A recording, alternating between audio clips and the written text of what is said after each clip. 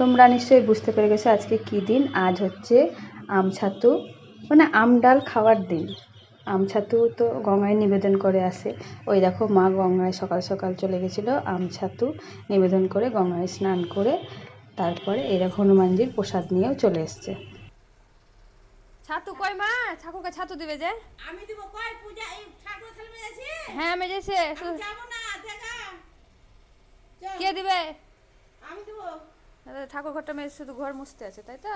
দিদা পূজা দিবে আজকে। হ্যাঁ। তারপরে মা চলে এলো ছাদে, আমাদের 3 তলাতেই ঠাকুর ঘর।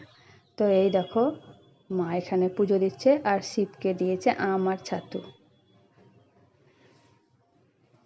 তো মায়ের পুজো শেষের দিকে, এবার মা রান্না শুরু করবে। আজকে তো খাওয়ার দিন আম ডাল, বিশেষ করে নাকি বন্ধুরা? দুপুরবেলায় আম ডাল হয়, হালকা একটু তরকারি হয়, আর কিছু হয় না।